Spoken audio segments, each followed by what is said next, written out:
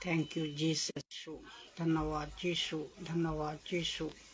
Worship father, worship father, worship father, lord father, lord father, lord father. सृष्टिकर्ता पिता, आपको धन्यवाद करता हूँ प्रभु। यीशु राजा, आपको धन्यवाद करता हूँ प्रभु जी। पवित्र आत्मा, आपका धन्यवाद करता हूँ प्रभु। आपकी गौरव हो प्रभु जी, आपकी महिमा करता हूँ प्रभु जी, आपकी सम्मान करता हूँ प्रभु जी। जो वचन आपने पवित्र आत्मा का अगुवाई से, तेरी पवित्र आत्मा का उपस्थिति से आज एक्सप्लेन होने जा रहा है प्रभु, आज एक्सप्लेन करने दिया प्रभु आपने मुझे। ये वचन हर एक किसी यीशु विश्वासी को, हर एक किसी चर्चों में, हर एक किसी दास दासी में, हर एक किसी यीशु विश्वासी तक पूरी आत्मिक उन्नति का साथ पहुंचाने पाओ और पहुंचने दे प्रभु। जो शैतान का ओर से इस प्रोग्राम के लिए, इस ट्रैफिक के लिए जो भी गड़बड़ी, जो भी संशय, जो भी घोटाला करना चाहे प्रभु, तेरे नाम से प्रभु यीशु मसीह का नाम से शैतान का सारा योजना को मैं अभी इसी वक्त तोड़ता हूँ प्रभु जी। अब सब कुछ को बनाने वाला सृष्टिकर्ता परमेश्वर, उद्धारकर्ता यीशु मसीह का नाम से मैं प्रार्थना को मांगता हूँ प्रभु। प्रार्थना को सुने प्रभु और कबूल करे। आमीन, आमीन। तो आज जो ट्रैफिक में बात होगी, ये है study on the book of James, जिसको कहता है याकूब का पुस्तक का अध्याय, पहला अध्याय, चैप्टर नंबर 1, जिसमें हमें ये जानना जरूरी है याकूब कौन है। याकूब का पुस्तक न्यू टेस्टामेंट का पहला पुस्तक है, ये सब आप जानते होंगे। The first book of new testament of James, ये की लिखा गया था पहला सदी के एडी का, जो कि 44 और 49 में। तो पहला सदी के 44 और 49 में ये लिखा गया था। तो अब प्रश्न उठता है, याकूब कौन है? ये याकूब का कैरेक्टर बाइबल में क्या है?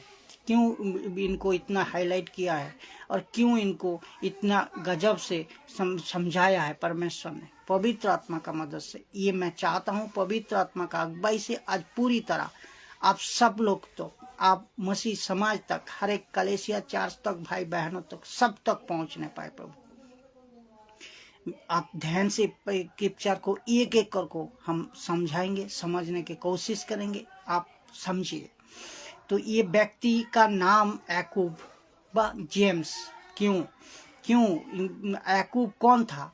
एक्चुअली ये याकूब था प्रभु यीशु मसीह का भाई, जो कि मरियम का, प्रभु का माता मरियम का गर्भ से, कोख से याकूब पैदा हुआ था।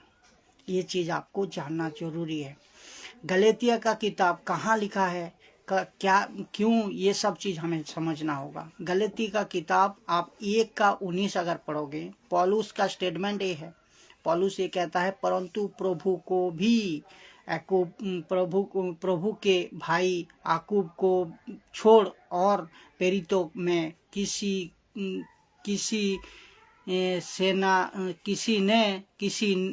ना मिला। तो इसका मतलब क्या लिख रहा है यहाँ, जो परंतु प्रभु के भाई याकूब को छोड़ और प्रेरितों में से किसी ने ना मिला। तो इसका मतलब है याकूब जो पौलुस का हिसाब में मेरा जब उद्धार हुआ था सब मैंने सत्य को नहीं पहचाना। पौलुस ये चाह रहा है, जो पौलुस इनको समझाना चाह रहा है, जो मेरा याकूब का जब उद्धार हुआ था, लेकिन याकूब प्रभु को नहीं जानते थे, प्रभु को नहीं समझते थे। किसको? यीशु मसीह को। तो उद्धार नहीं हुआ था। मैंने सत्य को नहीं जाना। जब मैंने सीनै पर्वत से लौट कर आया तो मैं प्रभु का भाई को छोड़ को किसी ने ना मिला। तो इसका मतलब जो पौलुस ये कह रहा है, जब प्रभु यीशु मसीह ने सीनै पर्वत से आया तब देखा, पौलुस ने आया देखा जो याकूब को छोड़ को और किसी ने ना मिला, किसी को ना दिखाई दिया। तो ये चीज को पौलुस कहना चाह रहा है। तो इसका मतलब याकूब को भी पर्सनल व्यक्तिगत हिसाब से प्रभु ने दर्शन दिया था, लेकिन याकूब नहीं मानते थे, नहीं जानते थे। तो याकूब का एक एक करके हम समझाएंगे, सब समझना है। तो याकूब का हिंदी नाम है याकूब, जो कि इंग्लिश में कहते हैं जेम्स, और हिब्रू में कहता है याकोबो, और ग्रीक में कहता है इकोबस। ये चीज आपको समझना होगा। याकूब का एक इंटरमिशन पेस्ट रखो। याकूब को जो लिखा गया था, जो 20 साल तक कलीसिया का खंबा याकूब था। 20 साल तक ये कलीसिया को खंबा रखा माना गया था, और खंबा हिसाब से वो चलाते थे कलीसिया को। क्यों इनको कलीसिया का खंबा कहता था? यीशु मसीह जब जिंदा था, सेवकाई करते थे 3.5 साल इस पृथ्वी में, तब याकूब ने उनको विश्वास नहीं करता था। किसको? यीशु मसीह को याकूब ने विश्वास नहीं करता था। लेकिन यीशु मसीह का 3.5 साल का बाद, ये 3.5 साल का बाद जब यीशु मसीह को उठाए लिया जाना, उसका बाद जब लौट को आना, यीशु मसीह जब लौट को आया, और उसी समय हर एक किसी ने, बोले तो 500 से अधिक लोगों ने यीशु मसीह को देखा था। लेकिन उसका साथ साथ याकूब भी देखा था, जो कि एक अपने आप में एक महत्वपूर्ण बात मिला। तो पहले 3.5 साल जब यीशु मसीह उनका साथ घूमते, यीशु मसीह याकूब का साथ सेवकाई करते थे, याकूब का साथ चलते फिरते थे, सेवकाई करते थे, तब याकूब ने यीशु मसीह को विश्वास नहीं करता था। इनसे 3.5 साल तक जब सेवकाई यीशु मसीह ने पूरा करने का बाद जब उठा लिया जाना, फिर जी उठने का बाद जब दर्शन दिया, तब 500 से ऊपर बाइबल ये रिकॉर्ड करती है, 500 से ऊपर लोगों को यीशु मसीह ने दिखाई दिया। लेकिन उसका साथ साथ याकूब को भी पर्सनल हिसाब से दिखाई दिया। इसमें अपने आप में एक महत्वपूर्ण बात है, ये बात को हमें समझना होगा। क्यों याकूब को चुना, क्यों याकूब को इतना महत्व दिया गया, क्यों याकूब को पर यीशु मसीह ने क्या बनाना चाहता था, और किस तरह बाइबल में रिकॉर्ड करवा को गया, ये चीज़ हमें जानना है। तो गलतियों का किताब 2:9 में अगर जब देखेंगे, उसमें लिखा है पत्रोस भी देखा, जेम्स भी देखा, याकूब भी देखा, कैफा भी देखा, यूहन्ना भी देखा कलीसिया का। ये सबको कलीसिया का खंबा बोला जाता था, ये सबको कलीसिया का खंबा बोला जाता था। उसका याकूब 20 साल कलीसिया को, जो मसीह जिंदगी में जो मसीह सिद्धांत है जिसको आज मैं बताऊंगा, जो कई मसीह सिद्धांत को याकूब ने 20 साल तक चेंज किया, और 20 साल में मसीह सिद्धांत को मजबूत किया, जो याकूब पहले विश्वास नहीं करता था। लेकिन जब यीशु मसीह को उठाया लिया गया, और जब लौट को आया यीशु मसीह को, सब ने दिखाई दिया, तब तब इन्होंने विश्वास किया, और तब कलीसिया का खंबा बन को याकूब ने सेवकाई की। लेकिन यूहन्ना जब देखेंगे, यूहन्ना 7:5 में क्या लिखा है, क्योंकि उसके भाई भी, कहाँ लिखा है ये चीज़ देखना है। यूहन्ना 7:5 में देखिए, मैं बताया ना, क्योंकि उसके भाई भी उस पर विश्वास नहीं करते थे। मैं पहले भी बता चुका हूँ। जो सेवकाई यीशु मसीह करते थे 3.5 साल, उसी 3.5 साल में याकूब उनको विश्वास नहीं करते थे। जैसा शास्त्री फरीसियों विश्वास नहीं करते थे, जैसा उन दिनों में लोग विश्वास नहीं करते थे यीशु मसीह पर, तो याकूब भी अपना भाई होने का नाते लेकिन विश्वास नहीं करते थे। लेकिन विश्वास कब किए? जब परमेश्वर का आत्मा, पवित्र आत्मा उनको यीशु मसीह को उठाए ले जाने का बाद जब जी उठा, 500 लोगों ने देखा, उसका बाद यीशु मसीह ने साक्षात उनको दर्शन दी याकूब को और उनको समझाया, सब कुछ बताया, तब जाको ये अपने आप में विश्वास को लाया और पवित्र आत्मा का मदद से ये किताब को, मसीह सिद्धांतों को मजबूती का साथ कई सिद्धांतों को लिखा इसमें, जो बाइबल रिकॉर्ड करती है। तो 3.5 साल मिनिस्ट्री में विश्वास वो नहीं करता था, ये बात को ध्यान पे रखिए।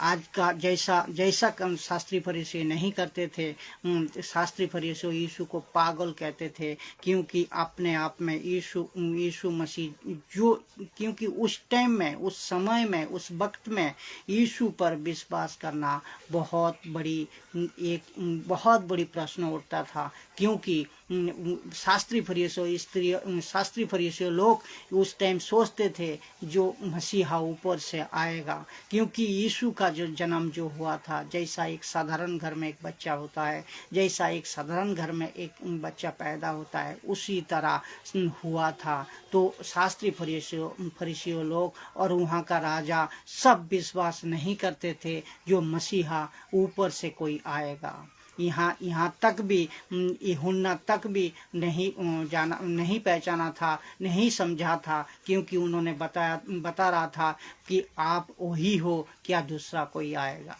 ये प्रश्न उठता था। तो उन दिनों में विश्वास करना यीशु पर बहुत बड़ा कठिन था।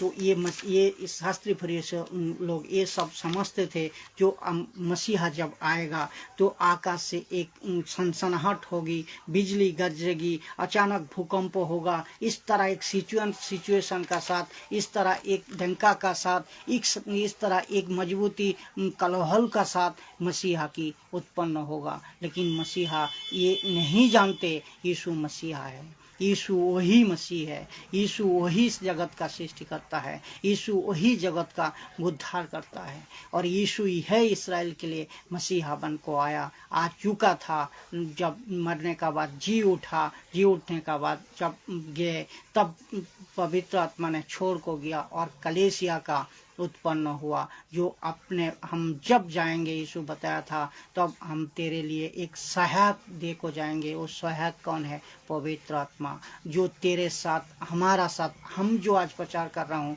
आज जो कलीसिया है, आज जो दास दासी यीशु को मानते हैं, आज जो पूरी दुनिया में यीशु का प्रचार सुसमाचार फैला है, ये सब कुछ कर रहा है परमेश्वर का आत्मा, पवित्र आत्मा। किसी की द्वारा, किसी भाई की, किसी बहन की, किसी दास दासी की, किसी पास्टर का द्वारा, बिशप का द्वारा, चर्चों का द्वारा, सेवकाई करने वाला सबका द्वारा पवित्र आत्मा आज यीशु जो छोड़ को गया, वो पवित्र आत्मा आज जो मैं प्रचार कर रहा हूँ, ये पवित्र आत्मा का अगुवाई से कर पा रहा हूँ। तो ये बात आपको दिमाग में रखना बहुत ज़रूरी है। तो ये लोग समझते थे अचानक कुछ होगा आसमान में, अचानक कुछ होगा धरती पे, अचानक कुछ के सनसनाहट होगा, एक बड़े सी तजुर्बा का साथ यीशु की आगमन होगी। लेकिन यीशु मसीह ऑलरेडी आ चुके थे, ये नहीं समझ पाया, ये नहीं समझा। उसी तरह याकूब भी उनका भाई होने का नाते वो भी नहीं समझ पाया, जिसके चलते यीशु का पहला प्रॉफिट जो था जेम्स, जो Baptist, the John of the Baptist बोलो तो यूहन्ना, प्रश्न उनका मन में भी प्रश्न उठता था, जो आप ही हो या कोई दूसरा आएगा। तो इसलिए उन दिनों में यीशु पर लोगों में विश्वास आना बहुत बड़ी बात प्रश्न रखता था। बहुत कठिन था। याकूब भी इससे, याकूब तो उससे भी दूर है, याकूब तो दूर है, क्योंकि उन दिनों का जो सिचुएशन था ये बताया जाता है, बाइबल ये रिकॉर्ड की है।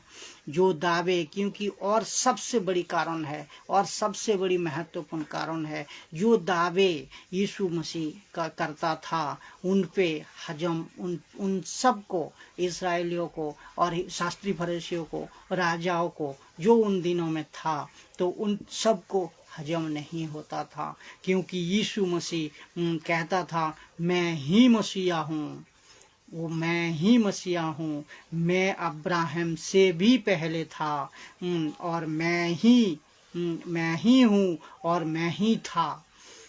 और 4 नंबर है, और जो पिता कर सकता है मैं वो कर तक सकता हूँ, और जो पिता मुझ में है मैं पिता में हूँ, और जिसने पिता मुझे देखा वो उसने पिता को देखा। इतनी गजब की, किसी से कंसीडर नहीं करते थे, इतनी बड़ी बात कोई आज तक नहीं करते थे, कर सकता था। तो ये सब लोग शास्त्री फरीसियों और ये सब राजा जो भी था महाराजा, ये सब लोग समझते थे ये पागल है, यीशु पागल है, और इसका चित्त ठिकाने पे नहीं है, बोलो तो दिमाग ठिकाने पे नहीं है। ये इनको इतने बात बताया था, लेकिन यीशु जो दावे करते थे वो आज भी पूरा हुआ और आगे भी पूरा होते रहेगा और अंत तक भी पूरा होगा, और यीशु का दूसरा आगमन जरूर होगा, क्योंकि बाइबल जो बताया ये परमेश्वर का साक्षात पवित्र आत्मा का मदद से सब बताया गया है। तो ये चीज़ आपको समझना होगा।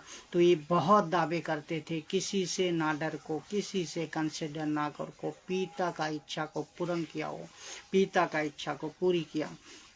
ये सारी बातें अपने आप में एक बड़े प्रश्न उठ रहा था, इसलिए ये सच है और यही सच्चा बात उन सबको हजम नहीं होता था। ये सच है और ये सच्चा बात है। तो प्रभु ने खुद जी उठने का बाद उसको अलग से दर्शन दिया। किसको? याकूब को अलग से दर्शन दिया। उसका जिक्र कहाँ है ये हम बताता हूँ। जो पहला करंथियों अगर 15 का 7 आप पढ़ोगे, फिर याकूब को भी दिखाई दिया, फिर याकूब को भी दिखाई दिया। लेकिन पौलुस कहते हैं कि जी उठने का बाद 500 से भी ज़्यादा लोगों से प्रभु की दर्शन दिया। पत्रोस को दर्शन दिया, कैफा को दर्शन दिया, अंत में मुझे दर्शन दिया, लिखा है। अब आप सोच को देखिए, यीशु को अलग से याकूब को दिखाई देना, इसका कारण क्या है, इसको ये समझाना और अलग से उसको अपने आप में एक बड़ा महत्व रखता है। और सबसे बड़ा महत्व था वो है प्रार्थना। सबसे बड़ा महत्व था बाइबल में याकूब को यीशु मसीह ने दर्शन देने का, वो था प्रार्थना का जिंदगी। न यीशु मसीह चाहते थे उनका भाई याकूब को इस तरह मजबूत प्रार्थना वाला बनाओ, जो कि बाइबल में रिकॉर्ड हुआ है। जो याकूब ऐसा प्रार्थना करते थे, जो घुटने टेक को प्रार्थना करते थे, वो जो घुटने टेकते थे, ऊँट का जैसा बैठ को प्रार्थना करते थे, उसका हाथू जो था, उसका वो पैर का जो हड्डी था वो चैप्टा हो गया था, कैमल का जैसा हो गया था। इतने जबरदस्त, इतने लंबे टाइम प्रार्थना करते थे। इससे हमें ये सीख मिलती है, जो मसीह जिंदगी, जो प्रभु को मसीहा को जान लिए, आज का कलीसिया में, आज की समाज में, आज की देश में, देश विदेश जहाँ कहीं से भी आप सब लोग वीडियो देख रहे हो, जो भी मसीह को जान लिया, जो भी यीशु को जान लिया, चाहे 4 महीना हो, 6 महीना हो, 1 साल तक बेसिक ट्रेनिंग जो भी है, 1 साल तक मैं समझता हूँ, 1 साल का बाद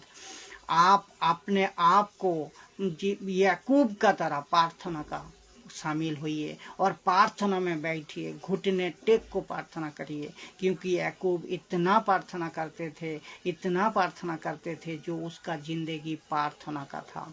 यीशु मसीह ने इनको प्रार्थना वाला सेवक बनाया और इतने मजबूती से ये प्रार्थना को करते थे, जो कि खुद अपने आप में एक बड़ी बात है, जो कि 1 साल का मसीह अगर आप जान गया, 1 साल तक आप बेसिक ट्रेनिंग लीजिए, उसका बाद जो आप खुद प्रार्थना करने जान जाए, खुद प्रार्थना करने सीख जाओ, तब आप दूसरे को प्रार्थना देने का कोई ज़रूरत नहीं है, क्योंकि याकूब खुद प्रार्थना करते थे।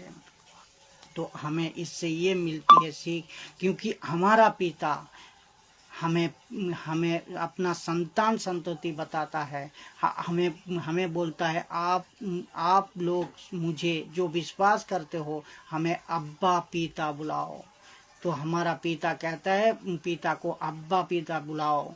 तो आपका पिता अगर परमेश्वर है, आपका पिता अगर यीशु है, तो प्रार्थना आप खुद करिए, खुद करिए। अब ये नहीं कह रहा हूँ प्रार्थना निवेदन किसी को देना गलत है, लेकिन इसका आदत मत बनाइए, ये बहुत बड़ी गलत है। आपका दुख हर सब खत्म करने वाला परमेश्वर है, आपका सुख भी देने वाला परमेश्वर है, आपको कठिनाई में बचाने वाला भी परमेश्वर है, आपका कठिनाई को दूर करने वाला भी परमेश्वर है, आपको स्वतंत्र करने वाला भी परमेश्वर है, दूसरा कोई नहीं है।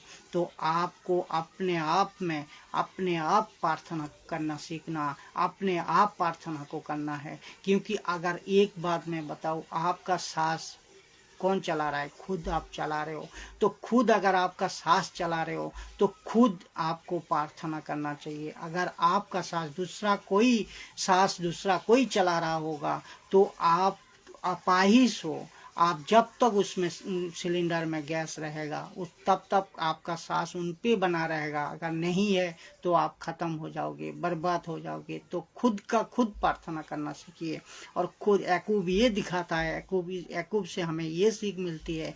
याकूब प्रार्थना का जीवन जीते थे और याकूब पूरी बाइबल में सबसे बड़ी प्रार्थना का जिक्र की है। जैसा कि यीशु मसीह, जब चेलों ने यीशु मसीह को बताया था तो हम प्रार्थना कैसे करें प्रभु, तब यीशु मसीह ने बताया था, हे हमारे अब्बा पिता। पहला शब्द यही था, हे हमारे अब्बा पिता, हे हमारे पिता। आपकी पहले ये शब्द दे कोई प्रार्थना शुरू करना है तो सब कुछ आपको चेलों से लेकर हर एक किसी को प्रार्थना अपने आप करना है और खुद को खुद प्रार्थना में मजबूत होना है। नहीं तो आप अगर दूसरे को प्रार्थना निवेदन देते हो तो आप आत्मिक दिक से आप नर्वस हो, आत्मिक दिक से आप दुर्बल हो, प्रभु से आप दुर्बल हो। इसलिए इसके लिए यीशु याकूब का जो निकनाम था ना, याकूब का जो निकनाम था वो कैमल निक माने ऊँट का घुटना। तो ऊँट का घुटने जैसा वो बैठ को प्रार्थना करते थे, घंटे प्रार्थना करते थे। और याकूब प्रार्थना वाला सेवक था। तो 120 में अभी बताएंगे, जो 120 भी था इसमें, एक वचन में जो लिखा है 120 भी दिखाई दिया था, 120 भी था जब पवित्र आत्मा ने उतरा था। तो एक चैप्टर जो एक्स चैप्टर 1 का 14 नंबर में लिखा है, जो ये सब कई स्त्रियों, यीशु की माता मरियम और उसके भाइयों के साथ एक चित होकर, देखो एक चित होकर 120 की एक चित होकर में लगे रहे, एक चित होकर प्रार्थना में लगे रहे। तो 120 जन बीच में याकूब भी था, 120 जन का बीच में याकूब भी था। तो इसका मतलब इसमें याद रखना होगा, पवित्र आत्मा जब उतरा था, पवित्र आत्मा जब उतरा था 120 पे उतरा था, 12 चेले पर नहीं, 120 पे उतरा था। पर उतरा जिसके चलते याकूब को भी ये प्रकाशन मसीह का साथ आगे बढ़ने का जज्बा को पवित्र आत्मा ने याकूब को भी दिया था। तो याकूब ने सभी कलीसिया को 12 तरह से सुधारने का आदेश दिया था। तो अभी हम ये जो वाइटल क्वेश्चन है, जो वाइटल शिक्षा है, इसमें हम चलेंगे, जो कि याकूब ने, जब पवित्र आत्मा ने याकूब को भी जो मसीह जिंदगी को बढ़ाने के लिए पवित्र आत्मा ने उनको ऊपर भी उतरा था, तो उनका बाद से याकूब का मन बदला। याकूब ने सभी कलीसिया को 12 तरह के सुधार के आदेश दिया था। ये 12 तरह सुधार क्या है, 12 तरह समझ क्या है, 12 तरह शिक्षा क्या है, ये चीज को हमें समझना होगा। जो 5 किताबों में आपको मिल जाएगा, याकूब का 5 किताबों में ये सब मिल जाएगा। तो पहला जो शिक्षा है, पहला जो आदेश है, पहला जो सुधार है मसीह जिंदगी में, तो ये पहला है नाना प्रकार की परीक्षा में स्थिर रहने का की सलाह। नाना प्रकार जब परीक्षा आए आपका ऊपर, नाना प्रकार जो संशय आए आपका ऊपर, तब उस पोजीशन में, उस घड़ी में, उस स्थान में, उस स्थिति में आपको स्थिर रहने का सलाह या सुधार याकूब ने दिया था। ये है पहला नंबर। दूसरा नंबर है बुद्धि को मांगते रहो घटी है तो। जिस मसीह में आने का बाद, जिस मसीह में ज़िंदगी आने का बाद और कोई डिसीजन आप नहीं ले पाते, तो आपका बुद्धि कम है, बुद्धि नहीं है, बुद्धि का घटी हुई है, तो आप मांगो किससे? परमेश्वर पिता से। परमेश्वर से आप बैठो, घुटने भर प्रार्थना करो और उनसे सुधार मांगो। दूसरा हो गया बुद्धि का घटी से आपको परमेश्वर से मांगना है। तीसरा है पाप की अभिलाषाओं से बचे रहो। इसका सुधार को लिए आप प्रार्थना करो। इसका सुधार के लिए याकूब ने पाप के अभिलाषा से आप दूर रहना, पाप का अभिलाषा से आपको पीछे रहना है।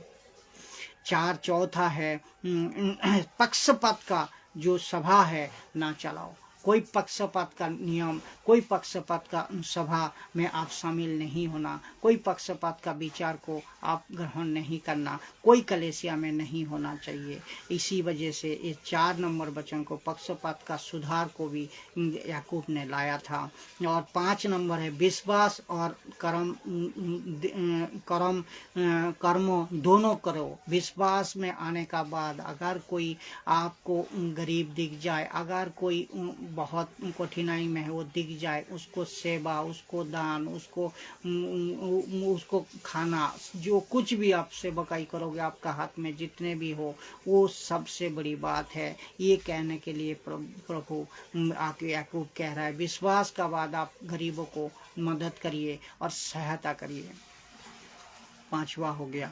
6 नंबर है तो 6 कर्म, इसीलिए तो कहा है जो धर्मी लोग, जब भी तू मुझे मैं जब जेल में था तू मुझे मिलने आया, जब मैं भूखा था तब मुझे खाना खिलाया। तभी यीशु मसीह ने कहते हैं हमने कब खाना खिलाया। दूसरे जो पौलुस क्वेश्चन कर रहा है हमने कब खाना खिलाया, तो यीशु ने उत्तर दिया तू मेरे जैसे लोगों को अगर तूने सही रखा, मेरे लोगों को दान दी, मेरे लोगों को सेवा की, उसका मतलब मुझे की। कितनी गहरी बात है। 6वां है जुबान पर लगाम दिया करो। अनाप शनाप नहीं बकना है। जो वचन में है, जो बाइबल में है, उसी तरह आपको प्रचार करना है, उसी तरह दूसरे को भी सिखाना है। आप खुद को भी जुबान पे लगाम रखना है। 7वां है ऊपरी ज्ञान रखे, ऊपरी ज्ञान करे। ये नहीं ऊपरी ज्ञान का मतलब सांसारिक ज्ञान, ऊपरी ज्ञान का मतलब बुद्धि का साथ वचन को लाने का ज्ञान। और 8वां है सुख विलास से बचे। आज जो मसीह जिंदगी जी रहे हो, जो मसीह को अपनाया है, तो वो सबको मैं कहता हूँ ये वचन का तहत जो ये वचन कहना चाह रहा है याकूब, जो सुख विलास से आप दूर रहो। आपको जो मिल रहा है उसमें खुशी रहो। आपको जो दे रहा है परमेश्वर, उस सही सच्चा और सच ईमानदारी का साथ जो दे रहा है उसी से खुशी रहो। सुख विलास से आप दूर रहो।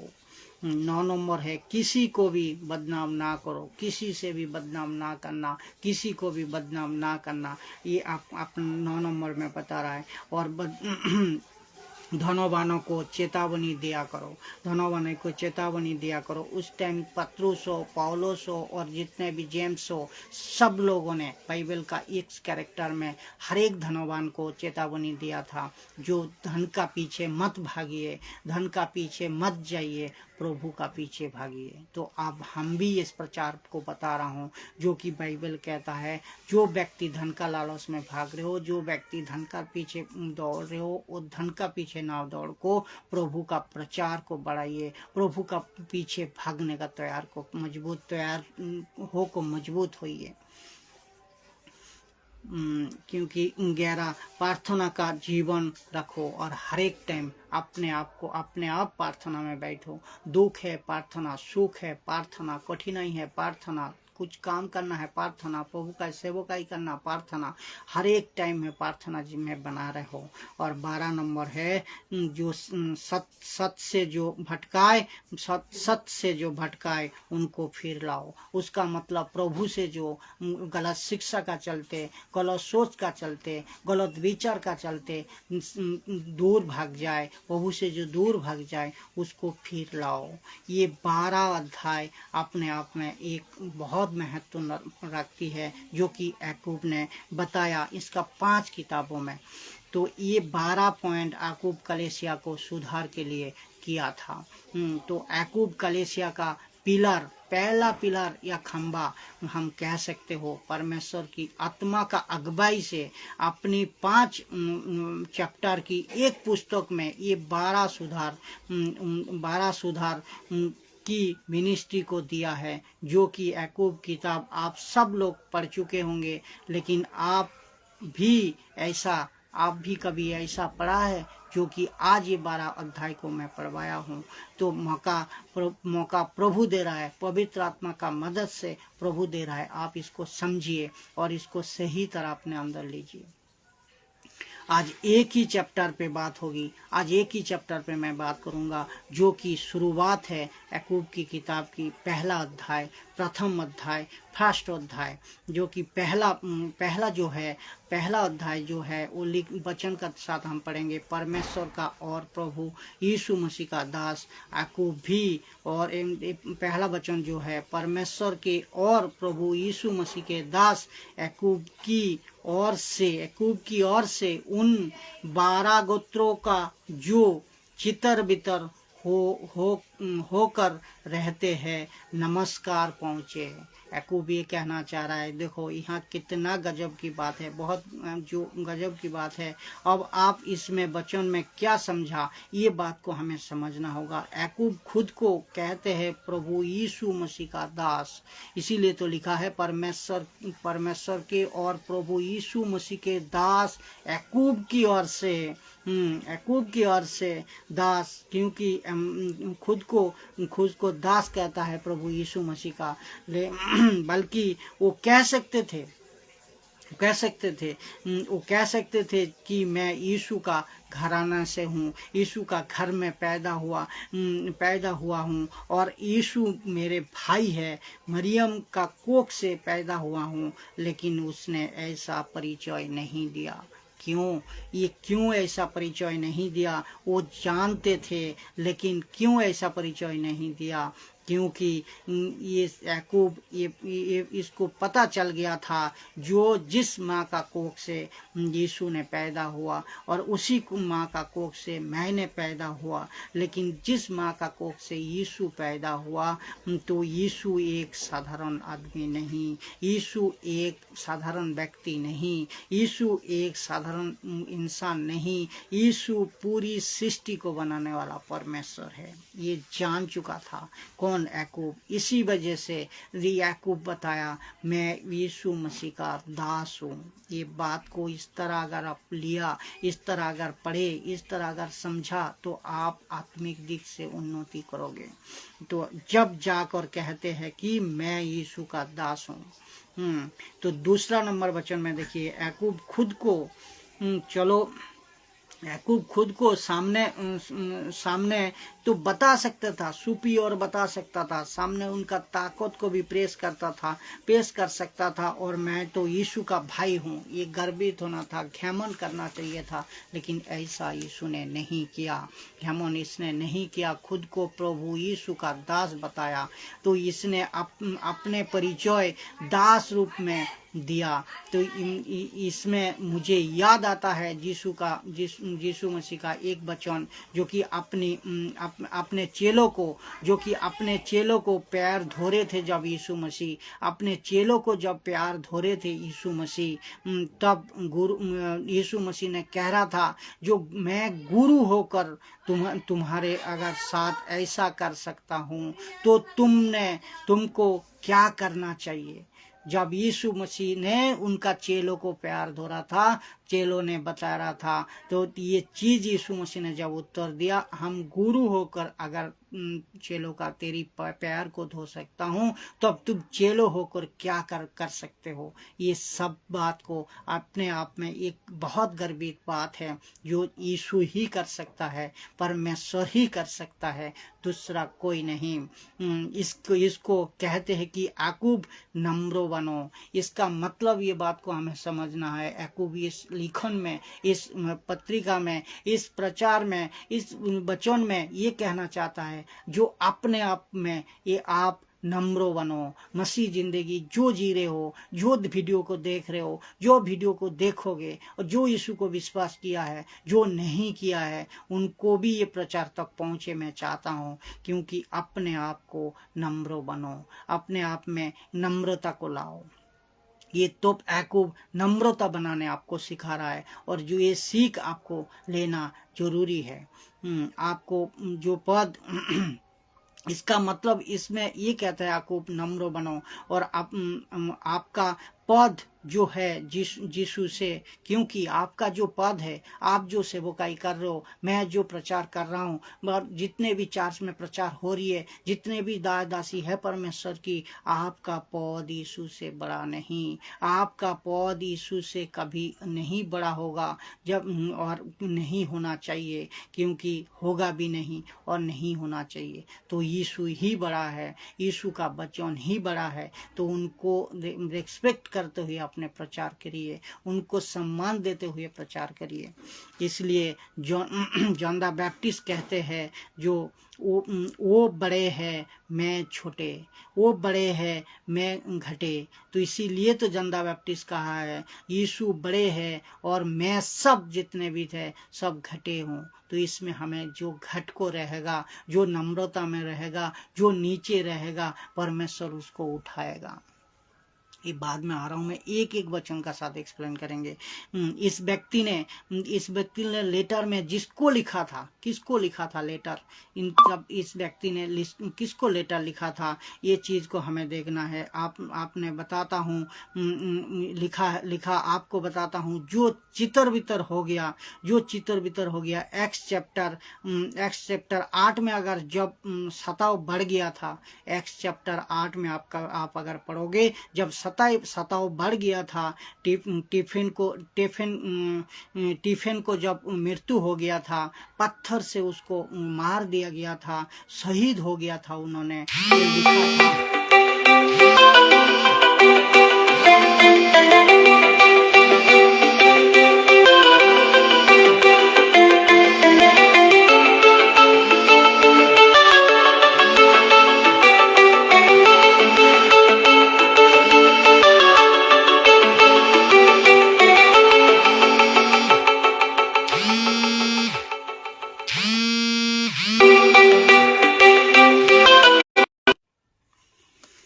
हाँ, जहाँ था हम वहीं जा रहा हूँ, जो कि 8 में, जब एक्स चैप्टर 8 में आप पढ़ोगे, जब सताव बढ़ गया था, टिफिन को मृत्यु हो गया था, तो पत्थर से उसको मार दिया गया था।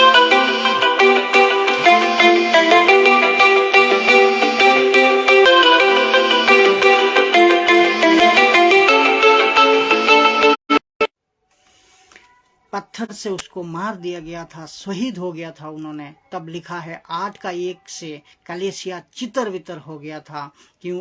उन 12 गोत्रों में, कहा उन 12 गोत्रों में, इसराइल का 12 गोत्रों में जो चितर वितर होकर रहते थे, उनसे नमस्कार पहुँचो, उसको उनको नमस्कार पहुँचे। तो किसको लेटर लिखा था? इसराइल को लेटर लिखा था, 12 गोत्रों को।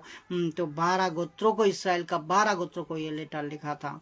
तो दूसरा नंबर वचन हम पढ़ेंगे, हे मेरे भाइयों, जब तुम नाना प्रकार की परीक्षा में पढ़ो तो उसे तुम आनंद की बात समझो। तो याकूब ये कहना चाह रहा है, सिखाना चाह रहा है, जब ये चितर बितर हो गया था, जब ये नाना प्रकार समस्या में पड़े थे, और जब यीशु ये कह रहा है, जब तुम कोई मसीह को सताए, जब कोई मसीह को ऊपर अत्याचार हो, जब कोई मसीह को ऊपर गलत व्यवहार हो, तो उसमें आप आनंदित रहना, उसमें आप मग्न होना। क्योंकि एक जो प्रार्थना वाला व्यक्ति है होता है, वो पहचान सकता है, वो पहचान सकता है किसका कारण ये बुरी समय, किसका कारण ये बुरी गलत चीज, किसका कारण ये चितर बितर, वो समझ सकता है। और जो प्रार्थना वाला व्यक्ति नहीं होगा, वो नहीं समझता है, क्योंकि पहले से बता को रखा है बाइबल में, पहले से वचन दी है, जब भी आपका ऊपर कोई परीक्षा आए, जब भी आपका ऊपर कोई दुख आए, उसका कारण परमेश्वर नहीं है, उसका कारण परमेश्वर नहीं हो सकता है। तो आपको और मजबूत होना है, और प्रार्थना में आना है, और आगे बढ़ना है। ना नहीं समझ सकता, अगर कोई प्रार्थना का व्यक्ति ना हो तो वो नहीं समझ पाएगा, और जो प्रार्थना का व्यक्ति होगा वो समझ जाएगा। जैसा कि याकूब इसमें समझ चुका था, जो ये चितर बितर हो गया है, क्यों? वो प्रार्थना का जिंदगी जीते थे, वो प्रार्थना को लेकर सबको सिखाते थे, और प्रार्थना का साथ मजबूत में अपने आत्मिक उन्नति को बनाए रखते थे। तो ये दुनिया भर का समझेगा वो। और जो प्रार्थना नहीं करते हैं, जो प्रार्थना में बना नहीं रहता है, जिसका प्रभु का साथ संबंध सही नहीं है, जिसका प्रभु का प्रार्थना से दूर रहता है, दूसरे को प्रार्थना निवेदन देता है, वो दुनिया भर का शिकायत करेगा, वो दुनिया भर का गलत चीज को लाएगा। इसी वजह से याकूब ये स्टेटमेंट को दिया है कि इसका मतलब यीशु को उठाते ही, जैसा पवित्र आत्मा ने यीशु जैसा उठा लिया जाना, यीशु उठा लिया जाने का बाद जैसा पवित्र आत्मा नीचे आते ही कलीसिया के ऊपर बहुत सताव आया था, क्योंकि कलीसिया बहुत फैल गया था। क्यों सताया आएगा था? कलीसिया बहुत फैल गया था। जैसा कि मैं एग्जाम्पल दूं, जैसा एक शोरूम में अगर एक कार है, अगर कार जब तक शोरूम में है तो उसका ऊपर धूल मिट्टी, कोई अत्याचार, कोई गंदा काम नहीं होता, गंदा चीज नहीं उड़ता है। जब उसको रोड में छोड़ा जाता है, जब उसको रोड में काम के लिए छोड़ा जाता है, लागेज के लिए छोड़ा जाता है, पैसेंजर के लिए छोड़ा जाता है, उसका ऊपर हर एक रोड का मुसीबत, हर एक चीज से मुसीबत आने लगता है। तो इसी तरह कलीसिया फैल गया था, और याकूब को ये पता चल गया था। उसी वजह से पत्री में लिखा है, याकूब, जब भी तुम्हें कोई नाना प्रकार परीक्षा में आओ, तब आनंद और मग्न होना। तो इसमें आपको विश्वास और मजबूत और शक्ति का साथ इसको पेश करना है। जब पवित्र आत्मा नीचे उतरा, तब कहते हैं कि चलो अभी तो काम करना है, क्योंकि यीशु मसीह बता को गया, मैं जाने का बाद एक सहायक भेज दूंगा, जो कि हमेशा तुम्हारा पास, आज हम जो प्रचार कर रहे हो हमारा पास, जो मसीह को ग्रहण किया उसका पास, जो मसीह को सही सिद्धांत पे लाया उसका पास हमेशा काम कर रहा है। तो हमारा काम क्या है? प्रभु का प्रचार करना। हमारा काम क्या है? प्रभु का वचन को लोगों तक फैलाना। हमारा काम क्या है? सही शिक्षा को आगे बढ़ाना प्रभु का वचन का साथ। तो ये काम जब हम करते जाएंगे, हमारा ऊपर सताव, हमारा ऊपर परीक्षा हजारों आएगी, इसमें घबराना नहीं, इसमें डरना नहीं, इसमें मजबूती का साथ परीक्षा में आपको आगे लेकर चलना है, और मग्न और आनंद होना है। तो उसे आप आनंद की बात समझो, क्योंकि जो परीक्षा, क्योंकि ये 3 नंबर में लिखा है, ये जानकर कि तुम्हारे विश्वास के परखने जाने से धीराज उत्पन्न होता है। तब तुम कितने गहरी विश्वास में प्रभु का साथ हो। ये विश्वास धीराज रखने के लिए ये चीज जानकर विश्वास परखना है, विश्वास को परखना हो रहा है। ये इसका मतलब विश्वास कितने धीराज है, विश्वास कितने गहरी है, ये धीराज में आप कितने फेथ में है, मजबूती में है प्रभु का साथ विश्वास में, ये आपको पता चलता है। सताव का वक्त, जब सताव सहते आप जब मजबूत हो जाते हो, तब आपका अंदर आता है एक धीराज। कितनी गहरी वचन है। तो विश्वास कितने है आपका अंदर, जब सताव आपका अंदर नहीं आएगा, जब सताव के जब आप नहीं सहोगे, किसी का गाली आप जब नहीं सुनोगे, तब आपका अंदर धीराज, कॉन्फिडेंस पैदा नहीं होगा। और ये बहुत जरूरी है एक मसीह जिंदगी में, एक व्यक्ति मसीह जिंदगी को जीने के लिए एक बहुत जरूरी है। तो मत्ती का, जिसका जिक्र मैं कर रहा हूँ, मत्ती का किताब 24:12, एक एग्जाम्पल का तौर पे दे रहा हूँ। जब अधर्म लिखा है, जिसमें जब अधर्म बढ़ने से बहुतों को प्रेम ठंडा पड़ जाएगा, लेकिन जो अंत तक धीरज रखेगा उसी का उद्धार होगा। तो कितनी गहरी बात समझ गया। हर किसी को उद्धार नहीं मिलने वाला, हर किसी को उद्धार का बात ले को चलना तो आसान है, लेकिन उद्धार मिलने वाला नहीं है। जब तक आप अधर्म जब बढ़ेगा अंत का टाइम में, तब क्या होगा, आपका प्रेम प्रभु का प्रति ठंडा हो जाएगा। ये पहले से ही लिखा हुआ है और पहले से मैं बता रहा हूँ। लेकिन जब जो अंत तक धीराज रखेगा, धीराज किस में रहेगा, जब विश्वास में मजबूत रहोगे, जब भी प्रार्थना में मजबूत रहोगे, तब विश्वास आपका बना रहेगा। और जब लास्ट तक आप धीराज रखोगे, तब भी आपकी उद्धार मिलेगी, हर किसी को नहीं। मैं कितना बर्दाश्त किया, अभी आज कहते हैं ना मसीह समाज में, मैं कितना सहूँ, मैं कितना प्रार्थना करूँ, मैं कितना और बर्दाश्त करूँ, मैं कितना तकलीफ को सहूँ, और कैसा मुसीबत मेरे ऊपर आ रहा है। लेकिन ये प्रश्न अपने आप में आता है कि नहीं? आता है। जब अपने ऊपर सताव और आता है, तो ये अपने आप एक वचन को याद करो, ये वचन का द्वारा आपका सलूशन। इसीलिए तो कह रहा है, वचन सुनने से नहीं, वचन को अपने जिंदगी में से काम लेने से ही वचन काम करता है, नहीं तो वचन कोई काम का नहीं है। आप सुनते तो हो, लेकिन भूल जाते हो घर जाको, और अपने जिंदगी में नहीं लगाते हो, उसको परखते नहीं हो। 4 नंबर वचन को देखिए, पर धीराज को अपने पूरा काम करने दो।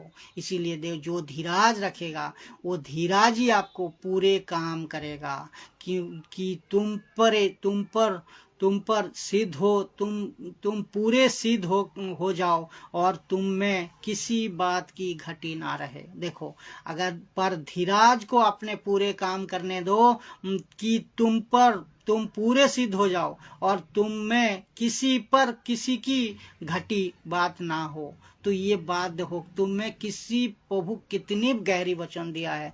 जो अगर आप विश्वास में अंत तक बने रहोगे, तो धीराज पैदा होगा, और धीराज में अगर बैठे रहोगे, तो आपको क्या होगा, पूरे काम करने, धीराज ही पूरे काम को करेगा, कि उसमें कि तुम पर पूरे सिद्ध करेगा तुम्हें, और तुम पूरे तरह सिद्ध हो जाओ, और तुम में किसी बात की घटी ना हो, आपका अंदर कोई कमी ना रहे। प्रभु ये चाहता है, ये वचन ये कहता है। तो वचन को आपको अपने अंदर लेना है, वचन को कूट को अपने अंदर भरना है। जब पौलुस, और जैसा मैं उदाहरण दे रहा हूँ, जब पौलुस और सिलास को जब जेल में पूरी तरह जेल में, जैसा कि एक्स चैप्टर 16-25 में आप जब देखोगे, मैं जेल में पीटा गया था, मारा गया था, उसको खाना तक नहीं था, वहाँ पानी तक नहीं था, बस बदन में कोई कपड़ा नहीं था, जबरदस्त मारा गया था, पीटा गया था, ससाया गया था। तब पौलुस और सिलास ने पूरी रात भर वहाँ क्या किया था, प्रार्थना किया था, और उसका बाद प्रार्थना में भजन गाता था, प्रार्थना में आराधना करता था। इसका मतलब आराधना जो आज कर रहे हो ये आराधना का खिलाफ मैं हूँ, क्योंकि पहले लिखा है प्रार्थना, प्रार्थना में आराधना।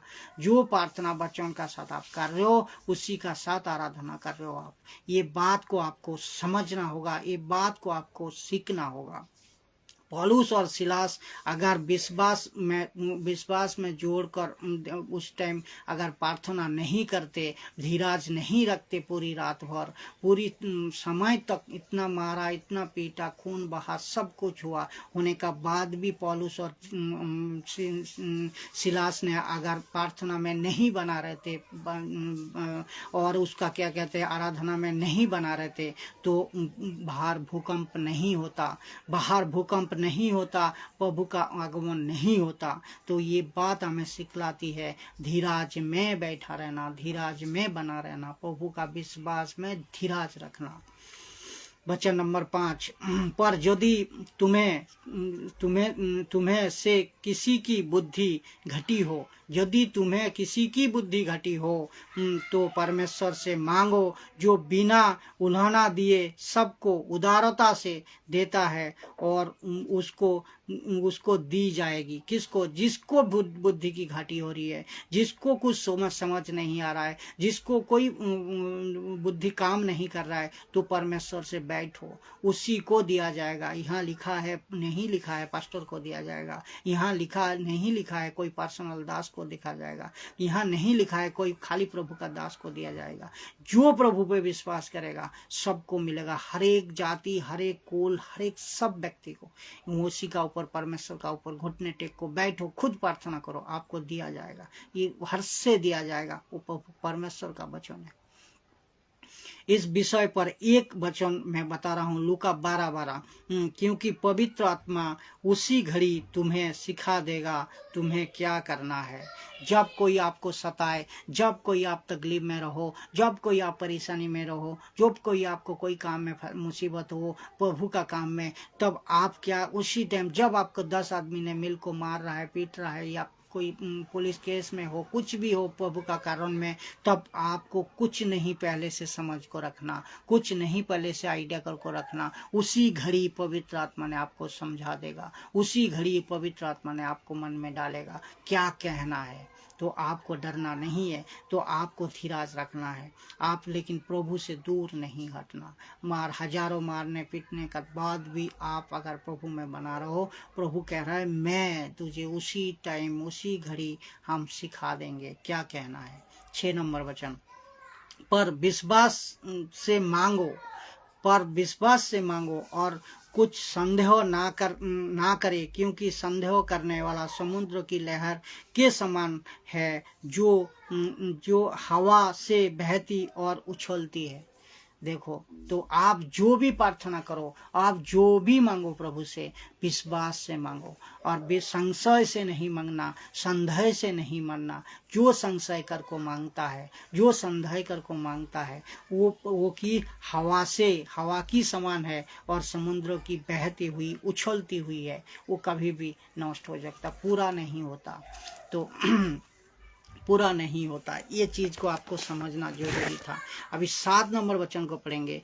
इतने गहरी वचन है, इतनी गहरी शिक्षा है, जो कि मैं चाहता हूँ पूरी मसीह समाज, पूरी मसीह को मानने वाला, पूरी यीशु को मानने वाला हर एक व्यक्ति वचन को सुने, हर एक व्यक्ति वचन को ग्रहण करे और अपने आत्मिक जिंदगी को मजबूत करे। 7 नंबर वचन देखेंगे, ऐसा मनुष्य वो ना समझे कि मुझे प्रभु से कुछ ना मिला। तो प्रार्थना करने का वक्त, प्रार्थना करने का बाद आपको ये नहीं समझना है, कोई व्यक्ति भी, कोई भी हो, जो हमें ये नहीं मिला, प्रभु से कुछ नहीं मिलेगा। धीरज रखिए, संशय बिना प्रार्थना करिए, जरूर मिलेगा। 8, वो बल्कि दुश्चिता है। कौन? जो ऐसा करते हैं, वो बल्कि दुश्चिता है और अपने सारी बातों में चंचल है, उसका मतलब ये है वो दुश्चित्त है, दोनों तरफ उसका मन है, वो इधर भी प्रभु में भी है, संसार में भी है, गलत भी है, सही भी है। ये गलत चीज़ इसमें कभी नहीं करना, क्योंकि इसका मतलब आज जो मसीह समाज में चल रहा है, कोई मसीह लोग भावुक होकर मसीह जिंदगी जी रहा है, मसीह जिंदगी को आगे ले चल रहा है, ये गलत है। आपको मजबूती का साथ प्रभु का प्रचार, मजबूती का साथ प्रभु में विश्वास, मजबूती का साथ प्रभु में बना रहना है और हर एक समय प्रार्थना का जिंदगी जीना है। ये भावुक होकर आज प्रार्थना करेंगे, कल नहीं करेंगे। एक दिन जब आज चर्चों में भी ऐसा हो रहा है, कई चर्चों में हो रहा है, पास्टर बिशप भी इस तरह हो रहा है, जब सैलरी आने का वक्त होता है, जब उनको पैसा आने का वक्त होता है, उस दिन प्रचार मजबूती से करता है, जब नहीं आता है तब नहीं करता है। उसी तरह उनका दास भी उसी तरह सीख रहा है, जब उनको फायदा होता है तब वो प्रार्थना करते हैं, जब उनको फायदा नहीं होता वो कोने में चर्च में बैठ को चुपचाप रहते हैं। ये गलत है, ये गलत है वचन का मुताबिक। इससे आपको बच को रहना है। 9 नंबर वचन देखेंगे, दिन भाई अपने ऊंचे पद पर घमंड करे। उसका मतलब दीन बोल दो, जो नम्र है, जो नीचे है, जो दीन है, तो वो भाई दीन भाई अपने ऊंचे पद पर घमंड करे। मैं आप सब लोग कहते हो मैं घमंड करता हूँ, घमंड मेरी प्रचार हो सकता है, लेकिन वचन ये कह रहा है आप वचन का ऊपर घमंड जरूर करो। आप दीन बने रहो तो परमेश्वर आपको बना को रखेगा, परमेश्वर आपको ऊंचा उठाएगा। क्योंकि दीन जो है, बाइबल में कहते हैं दीन जो रहते हैं, कहते हैं बाइबल में, जो खुद को नीचे करेगा उसको उठाया जाएगा। प्रभु ये कह रहा है जो खुद को पीछे रखेगा उसको सामने लिया जाएगा, लेको आएगा। कौन? प्रभु। ऊंचे पद पे उसको बिठाया जाएगा, क्योंकि दीन है, ऊंचे पद पे उसको रखता है। तो 10 नंबर वचन देखेंगे, तो आपको दीन बनकर रहना है, आपको घमंड से नहीं रहना है। तो 10 नंबर वचन दिखा है, नौवान उसका अपनी नीच दशा, उसका मतलब अगर आप अपनी नीच दशा पर, क्योंकि वो घास से वो जो धनवान है, इसके लिए कह रहा है 10 नंबर वचन का साथ और 9 नंबर वचन के साथ मिलाइए। लेकिन इसे 9 नंबर में लिखा है जो दीन होगा उसको ऊपर उठाया जाएगा, जो दीन होगा उसको आगे ले जाएगा। और जो इसमें 10 नंबर में कह रहा है उसका उल्टा देखिए, जो धनवान अपने नीच दशा पर, क्योंकि वो घास के फूल की तरह जाता रहेगा, घास का फूल का तरह जाता रहेगा। देखो धनवान को क्या कह रहा है, क्योंकि 11 में कह रहा है, क्योंकि सूर्य उदय होते ही कड़ी धूप पड़ती है और घास को सुखा देती है, और उसका फूल झड़ जाता है और उसकी शोभा चली जाती है, तो शोभा जाती रहती है। उसी प्रकार धनवान को भी अपने मार्ग पर चलते चलते धूल से मिल जाएगा। धनवान भी अपने मार्ग पर चलते चलते मिल जाएगा। उसका मतलब धनवान बनने का आपको कोई सपना नहीं रखना। 2 वक्त की रोटी मिले, अपने खाने को 2 कपड़ा मिल जाए, ऊपर घर पे एक छाद रहे, यही बहुत है। परमेश्वर कह रहा है जो व्यक्ति धन के लालच में, धन के पीछे भाग रहा है, तो वो घास की तरह सूख जाएगी, और ये चलते चलते धनवान की रास्ता पे चलते चलते धूल में मिट जाएगी। तो आपको ये समझना होगा, जो चर्च में पास्टर हो, बिशप हो, जो व्यक्ति हो, प्रभु को मानते हो, वचन को लेकर चलते हो, इन सब बातों में आपको गौर करके अपने ज़िंदगी को निभाना है। 12 नंबर में कह रहा है, धन्य है वे मनुष्य जो परीक्षा में सिद्ध रहते हैं।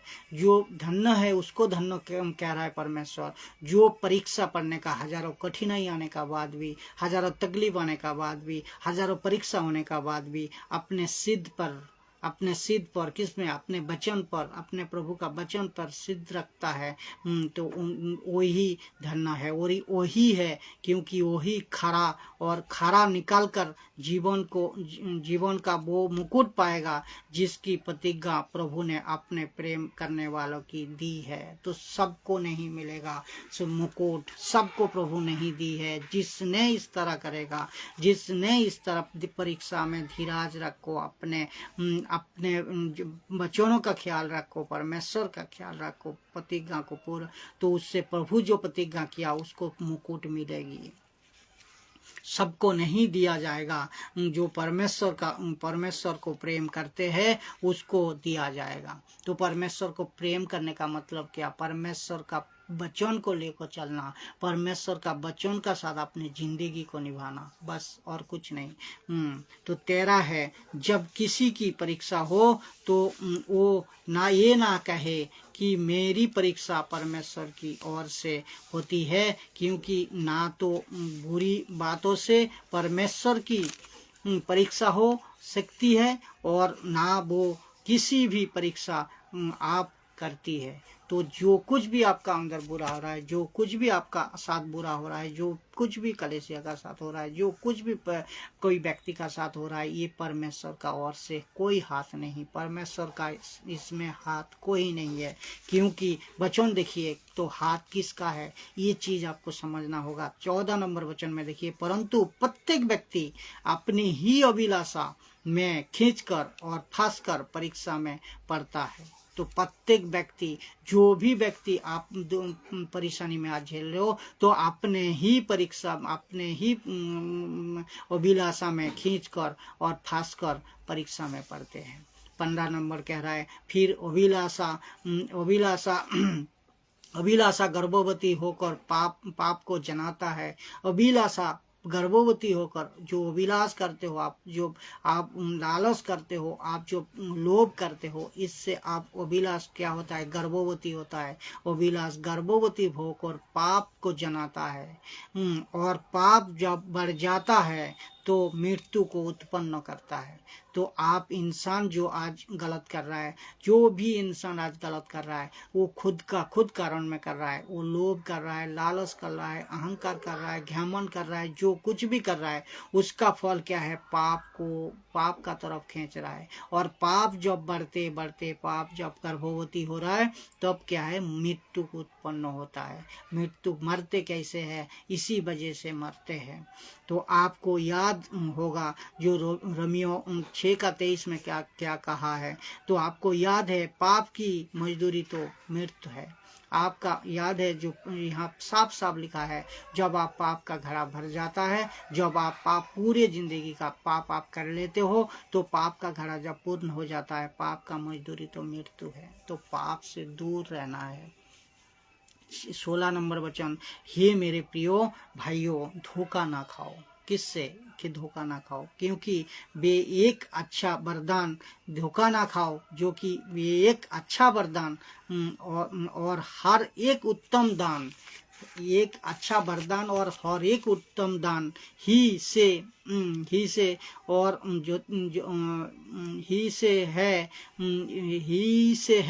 और ज्योतियों के पिता की ओर से मिलती है। तो हर एक अच्छा वरदान और हर एक अच्छा काम पिता से ही मिलती है, परमेश्वर से ही मिलती है, जिससे ना तो कोई परिवर्तन कर सकता है, ना जिससे कोई अदल बदल कर सकता है। तो ये बात को आपको समझना होगा। अदल बदल कर सकता है, कारण उसका छाया पर पड़ती है, कारण उस पर छाया पड़ती है। तो परमेश्वर का अगर छाया पड़ गया आपका ऊपर, परमेश्वर का अगर आपका ऊपर बोलो तो मौत पड़ गया, तो कोई नहीं उसको रुका सकता है, कोई नहीं उसको हटा सकता। आपको मिलना ही है। इसलिए धोखा मत खाओ, और आपका साथ जो बुरा हो रहा है उसको परमेश्वर का हाथ, उससे परमेश्वर का हाथ, कोई भी हाथ परमेश्वर का नहीं है।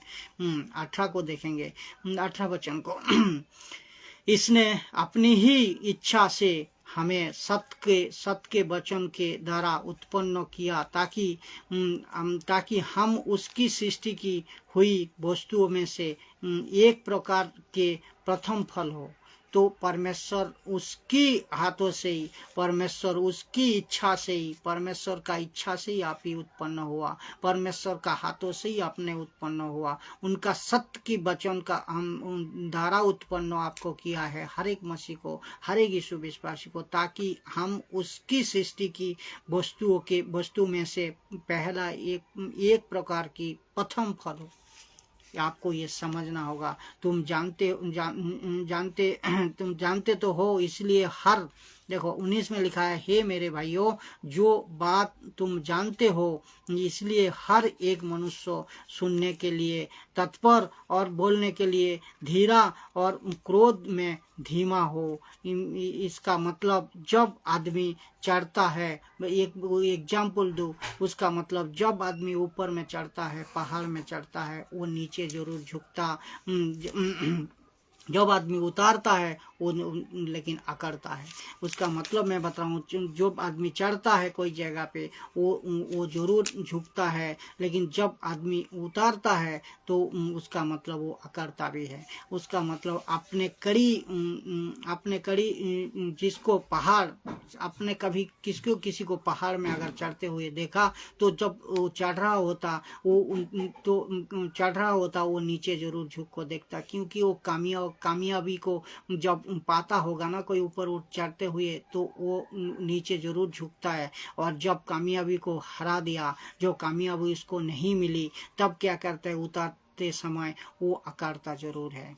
ये एक उदाहरण है। तो इसके लिए आपको इस तरह वचन को लाना है। एक तो खुद नीचे उतार रहा है और लेकिन खुद को अकड़ता भी है, नीचे गिर रहा है, नीचे गिरते वक्त भी वो अपने जवान पे कौड़ा भाषा, अपने जवान पे गलत चीज, अपने जवान पे खुद आवाज से बात करना, ये अकड़ता है। तो इसका मतलब आपको समझना होगा, यही परमेश्वर का वचन सिखाता है।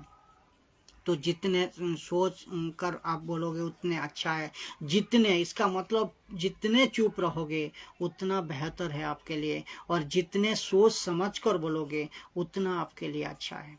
20 नंबर में देखेंगे, क्योंकि मनुष्यों का क्रोध परमेश्वर के धर्म का निर्वाह नहीं कर सकता है। तो मनुष्य जितने भी क्रोध करते हो, हम जितने भी क्रोध करते हैं, तो इस क्रोध परमेश्वर का धर्म का निर्वाह नहीं कर सकता है। तो इसलिए सारी मलिनता, इसलिए 21 में लिखा है, इसलिए सारी मलिनता और भेदभाव की बढ़ती को, जो भेदभाव में बढ़ती जा रहे हो, बढ़ती है मलिनता को दूर कर को, उस वचन को, किस वचन को, इस जो वचन बाइबल में दी है, जिस वचन को यहाँ लिखा गया है, जिस वचन का जो अध्ययन हो रहा है, जिस वचन को पूरी बाइबल में लिखा गया है, तो इस वचन को, हर एक वचन को नम्रता से ग्रहण कर लो। लिखा है नम्रता से ग्रहण कर लो। जो हृदय में बोया गया, तो आपका वचन कहाँ बोया गया? हृदय में। तो हृदय में आपको वचन को नम्रता के साथ ग्रहण करना है। और जो तुम्हारे प्राणों के उद्धार कर सकता है, जो आप वचन को अगर हृदय में बोयोगे, वचन को अगर हृदय में मजबूती से लोगे, और जो तुम्हारे प्राणों को उद्धार कर सकता है, दूसरा कोई नहीं कर सकता है, दूसरा कोई शख्स नहीं कर सकता है। तो वचन आपको उद्धार कर सकता है, वचन आपको उद्धार दिला सकता है। अगर अपने हृदय पे, अपने परिवार का हर एक मनुष्य का हृदय पे परमेश्वर का वचन को बोओगे, परमेश्वर का वचन का द्वारा आप चलोगे, तो आपका प्राणों का उद्धार आप कर सकते हो। 22 नंबर वचन देखिए, परंतु वचन पर चलने वाला बनो। देखो मैं पहले बताया वचन, मैं आज बता रहा हूँ आपको, मैं आज वचन को खुलासा कर रहा हूँ, लेकिन वचन जैसा आप सुन रहे हो, ये वचन सुनना काफ़ी नहीं है। वचन सुनकर घर पे जाकर बैठ जाना काफ़ी नहीं है। वचन सुनकर अपने बाहर फेंक देना काफ़ी नहीं है। वचन को अपने अंदर, वचन में चलने वाला बनो। यहाँ लिखा है वचन में चलने वाला। जो वचन मैं बता रहा हूँ, जो वचन बाइबल बता रहा है, जो वचन परमेश्वर बता रहा है, ये वचन में आपको चलना भी है, तभी वचन आपका जिंदगी में काम करेगा, तभी वचन आपका प्राण को रक्षा करेगा। नहीं तो देखो, और सुनने, केवल सुनने वालों परंतु वचन पर चलने वालों बनो। और केवल सुनने वालों, खाली सुनने से नहीं होगा, सुनने वालों ही नहीं जो अपने आप को धोखा देता है। जो सुनकर चला जाता है वो खुद को धोखा दे रहे हो। जो मेरी वचन को सुनकर भाग रहे हो, आप खुद को धोखा दे रहे हो। जो वचन को सुनकर भी अपने जिंदगी में नहीं ले रहे हो, वो खुद को धोखा दे रहे हो। कितना परमेश्वर का वचन सटीक और मजबूत है, जो कि परमेश्वर का आत्मा आप तक पहुंचा रहा है। मैं चाहता हूँ ये वीडियो को जितने हो सके शेयर कीजिए, जितने हो सके मनुष्य तक पहुंचाइए, जिसका द्वारा उनका आंखें खोले। 23 नंबर वचन में देखिए, क्योंकि जो कोई वचन का सुनने वाला हो और उस पर चलने वाला ना हो, तो वो उस मनुष्य के समान है जो अपने स्वाभाविक मुंह दर्पण पे देखता है। स्वाभाविक जो आपका मुंह है, आप वचन पे अगर नहीं चलते हो, सुनकर चला जाते हो, स्वाभाविक जो आपका मुंह है उसको दर्पण पे देखने वाला जैसा होते हो, स्वाभाविक, उसमें आपको कोई काम नहीं होता है। तो 24 में लिखा है, देखो, इसीलिए कि वो अपने आप को देखकर चला जाता है और परंतु भूल जाता है कि मैं कैसा था। तो परमेश्वर ये बता रहा है, इसका मतलब आप वचन को सुनने का बाद भी, आप वचन को, अभी मैं बता रहा हूँ, सुना है, सुनने का बाद भी वचन को प्रैक्टिस में नहीं लाया, वचन को अपने जिंदगी में नहीं लागू किया, तो वचन काम नहीं करेगा। अगर लागू किया है तो आपको काम जरूर करेगा। यही वचन आपको काम करेगा, यही वचन आपको जिंदगी बदलेगा, यही वचन आपको प्रभु में मजबूत करेगा, यही वचन आपको हर एक मुसीबत से रक्षा करेगा, यही वचन आपको आगे आत्मिक मसीह जिंदगी को मजबूत करेगा। तो 25 नंबर वचन देखते हैं, पर जो व्यक्ति स्वतंत्रता की सिद्ध व्यवस्था पर ध्यान रखता रहते हैं, वो अपने काम में इसीलिए आशीष पाएगा। तो आप, जो व्यक्ति, यहाँ लिखा है स्वतंत्रता की सिद्ध व्यवस्था पर ध्यान रखते हैं, वही व्यक्ति अपने काम से इसीलिए आशीष पाएगा। तो उसका मतलब ये है, वचन सुनकर भी आपको कुछ नहीं, वचन को काम में लाना, वचन को और काम को करना है, प्रभु का वचन को लेकर दूसरे तक पहुंचाना, प्रभु का वचन को लेकर काम में लगाना, तभी आप आशीष पाओगे। तो वचन से आपको आशीष आएगा। तो वचन सुनने से नहीं, वचन को काम पे लाने से, काम से इसीलिए आशीष पाएगा कि सुनकर भूलता तो नहीं, पर ऐसे ही काम करता है। तो मैं क्या बताया आपको, अगर वचन मैं बताने का बाद आप सुन रहे हो, सुनने का बाद अगर वचन को अपने जिंदगी में काम नहीं लाया तो फायदा नहीं है। अगर काम लाया तो आपको आशीष मिलती है, परमेश्वर से हर एक आशीष मिलती है। तो आशीष इसलिए है, सुनने से नहीं, आशीष काम करने से है। करने में ब्लेसिंग मिलता है, करने में आशीष मिलता है। 26 नंबर वचन देखेंगे, 26 नंबर वचन देखेंगे, जो कि यदि कोई अपने आप को अपने आप को भक्त समझे, देखो यहाँ कितना गहरीपन, यदि कोई अपने आप को, जो देख रहे हो आप वीडियो, जो यीशु को मानते हो, अपने आप को यीशु का भक्त समझते हो, तो जो कोई भक्त अपने आप को भक्त समझे और अपने जीभ पर लगाम ना दे, अपने जीभ पर लगाम ना दे, पर अपने हृदय को धोखा दे, तो उसकी भक्ति व्यर्थ है।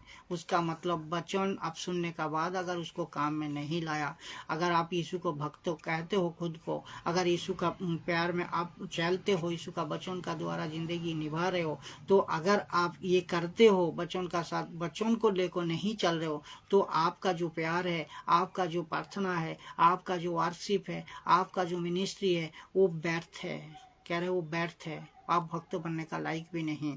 तो ये और एक लास्ट वचन है जो कि 27 नंबर वचन है, इसी अध्याय का पूरी लास्ट वचन है, जो हमारे परमेश्वर और पिता के 27 नंबर वचन, हमारे परमेश्वर और पिता के निकट शुद्ध और निर्मल बल्कि वो है कि अनर्थ और विधवा की कलेश में उनकी शुद्धि ले अपने